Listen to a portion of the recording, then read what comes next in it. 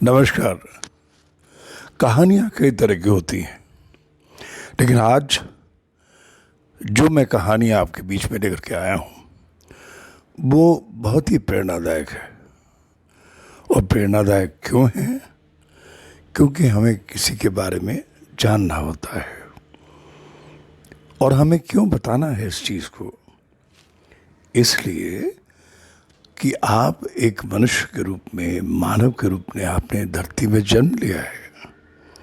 आप काम करिए।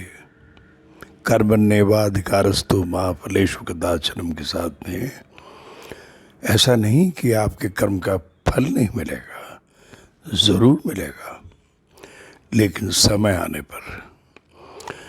इसलिए अब जहाँ जिस हाल में है आप अपने कर्म करिए और सोचिए आपके अच्छे कर्म एक बैंक के खाते की तरह होते हैं। जैसे आप नगद जमा करते हैं और फिर उसके बाद अपने ही पैसे को आप निकालते हैं, उसी तरह आपके कर्म होते हैं। अच्छे कर्म का हिसाब कहीं और देना पड़ता है, आपकी बैलेंस शीट कहीं और बनती है। आप ये जानिए कि अच्छे कर्म करने वाला व्यक्ति, ये मान ले कोई है, कोई ताकत है, चाहे वो अल्लाह हो, खुदा हो, भगवान हो, किसी भी रूप में आपके पीछे ज़रूरत पड़ने पर आपको मदद ज़रूर करेगा। तो आइए ज़्यादा न बोलते हुए आज की कहानी हम शुरू करते हैं। करीब 30 साल का एक युवक मुंबई के प्रसिद्ध टाटा कैंसर अस्पताल के सामने फुटपाथ पर खड़ा था। युवक वहाँ अस्पताल की सीढ़ी पर मौत के द्वार पर खड़े मरीजों को बड़े ध्यान देख रहा था, जिनके चेहरों पर दर्द और विवशता का भाव स्पष्ट नजर आ रहा था। इन रोगियों के साथ उनके रिश्तेदार भी परेशान थे। थोड़ी देर में ही यह दृश्य युवक को परेशान करने लगा। वहाँ मौजूद रोगियों में से अधिकांश दूर दराज के गांव के थे, जिन्हें यह नहीं पता था कि क्या करें, किससे मिले। इन लोगों के पास दवा और भोजन के भी पैसे नहीं थे। टाटा कैंसर अस्पताल के सामने का यह दृश्य देखकर वह 30 साल का युवक भारी मन से घर लौट आया। उसने यह ठान लिया कि इनके लिए कुछ करूँगा। कुछ करने की चाह ने उसे रात दिन सोने नहीं दिया। अंततः उसे एक रास्ता सूझा। उस युवक ने अपने होटल को किराए पर देकर कुछ पैसा उठाया। उसने इस पैसों से ठीक टाटा कैंसर अस्पताल के सामने एक भवन लेकर धर्मार्थ कार्य चैरिटी वर्क शुरू कर दिया। उसकी यह गतिविधि अब 27 साल पूरे कर चुकी थी और नित्य रोज प्रगति कर रही है। उक्त चैरिटेबल संस्था कैंसर रोगियों और उनके रिश्तेदारों को निःशुल्क भोजन उपलब्ध कराती है। करीब 50 लोगों से शुरू किए गए इस कार्य में संख्या लगातार बढ़ती गई। मरीजों की संख्या बढ़ने पर मदद के लिए हाथ भी बढ़ने लगे। सर्दी, गर्मी, बरसात, हर मौसम को झेलने के बावजूद यह काम नहीं रुका। यह पुनीत काम करने वाले युवक का नाम था हरकचंद सांवला। एक काम में सफलता मिलने के बाद हरकचंद सांवला ज़रूरतमंदों को निःशुल्क दवा की आपूर्ति शुरू कर दिया। इसके लिए उन्होंने मेडिसिन बैंक बनाया, जिसमें 3 डॉक्टर और 3 फार्मासिस्ट स्वैच्छिक सेवा देते हैं। इतना ही नहीं, कैंसर पीड़ित बच्चों के लिए खिलौनों का एक बैंक भी खोल दिया।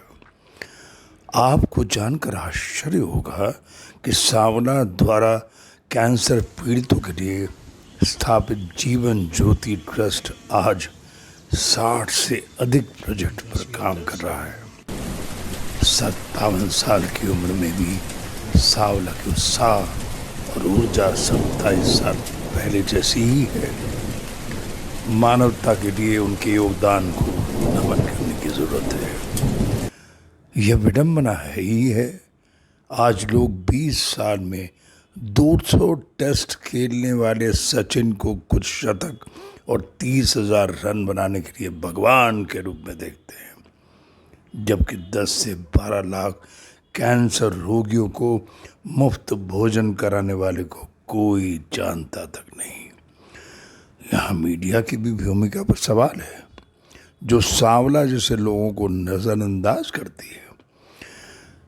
यहाँ भी ये बताना ज़रूरी है कि कुछ समय पहले तक गूगल के पास सावला जी का एक तस्वीर तक नहीं था।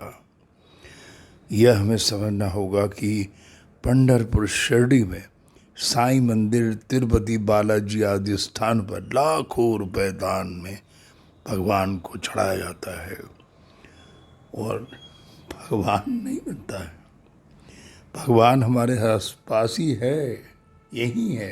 आज यह बाबा के रूप में विभिन्न स्टाइल देव, लेकिन हम के पिछले बाबू महाराज बैठते हैं, पता नहीं कौन बाबा भगवान के रूप में आ जाए। लेकिन क्या वाकई भगवान मिलता है? शायद नहीं। इसके बावजूद जीवन में कठिनाइयाँ कम नहीं हो रही थी और मृत्यु तक यही बनी रहेगी। परंतु बीते 27 साल से कैंसर रोगियों और उनके रिश्तेदारों को हरकचंद सावला के रूप में भगवान ही तो मिल गया था। तो इस कहानी से आपने जो कुछ भी सीखा वो सोचिए और देखिए कि हरकचंद सावला आपके अंदर में भी है।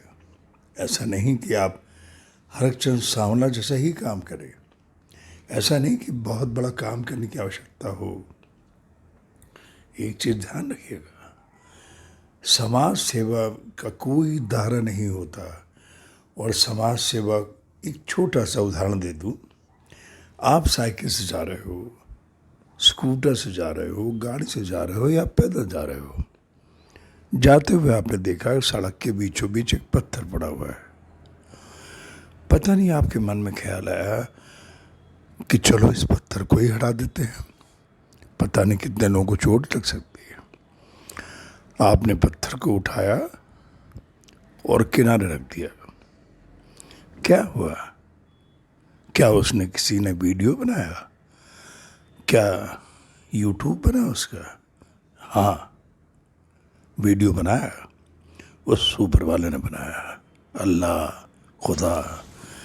वो जो बैठा है ऊपर नीली छतरी वाला, वो सब देख रहा है कि आप क्या कर्म कर रहे हैं। आपने जो काम किया बहुत बड़ा काम किया, पता नहीं कितने लोगों की चोटें लग सकती थी। आपके मन में आया कि आपको हटाना चाहिए, आपने हटा दिया। किसी से पूछने की कोई आवश्यकता नहीं थी। आपने साइकिल उठाया और चले। एक समाज कार्य आपने किया। और हमेशा याद रखिए, इस तरह के कार्य की गिनती कुछ नहीं है। अगर मैं स्वयं को देखूं, आज मेरी उम्र 70 के करीब है। मैंने 86 बार रक्तदान किया है। रक्तदान करना मैंने 2010 में बंद कर दिया था क्योंकि मुझे पेसमेकर लग गया था। मैंने परिवार की 20 आंखें दी हैं, परिवार की 20 आंखें दी है, माता की, पिता की, ग्रैंडमदर की, मौसा की। तो आज नेत्रदान, रक्तदान, ये सब महादान है। और हमारा एक संदेश होता है, जिंदगी रहते रक्तदान और जिंदगी के पश्चात नेत्रदान। अगर आप 18 से 65 के बीच में हैं, युवा हैं या युवती हैं, महिला हैं, पुरुष हैं, स्वस्थ है, तो किसी भी रक्त कोष में जाके आप रक्तदान कर सकते हैं किसी भी दिन। चाहे जन्मदिन हो, चाहे कोई 26 जनवरी हो, चाहे 15 अगस्त हो, कोई भी ऐसा दिन जो आपको अच्छा लगता हो। तो ये ध्यान रखिए कि आपके एक रक्त से कितने लोग की जान बचती है? 4 लोग की जान बचती है। एक रक्तदान बचाए 4 की जान। साथ ही साथ नेत्रदान जो है मृत्यु पश्चात होता है। हम नेत्रदान की शपथ लेते हैं। और एक नेत्र आजकल आपको मालूम होगा कि वो कॉर्निया जो होता है, जो निकलता है eye ball, ping pong ball की तरह, वो फ्रैक्शन हो जाता है। एक नेत्र 4 लोगों को लगता है। और जो नेत्र हमारे मृत्यु पश्चात किसी काम नहीं आता है, जल जाता है, वो 4 इंटू 4 यानी कि 8 लोगों को दृष्टि मिलती है। तो ये बहुत बड़ा कार्य है। तो जब भी आप सोचें, आंख बंद के सोचिए कि हमारा शरीर तो जलना ही है, जाना तो सबको है, कोई छूटेगा तो कोई नहीं। ये तो निश्चित ऊपर से तय हुआ है, जिस दिन हम पैदा हुए हैं जाना सबको है। तो क्यों नहीं हम मृत्यु पश्चात ही कोई अच्छा काम करके जाए। जिंदगी रहते रक्तदान और जिंदगी के पश्चात नेत्रदान। इन्हीं शब्दों के साथ में मैं आपको ये कहानी समाप्त करता हूँ और आशा करता हूँ आपको कहानी अच्छी लगी होगी। और जो हरचंद सावला की कहानी है उससे आपको प्रेरणा मिलेगी। और अपने जीवन में कहीं भी, कभी भी, जब भी आपको मौका मिले, कुछ न कुछ अच्छा अवश्य करिए। मैं अमित बैनर्जी आप सबों को बहुत बहुत शुभकामनाएं देता हूँ।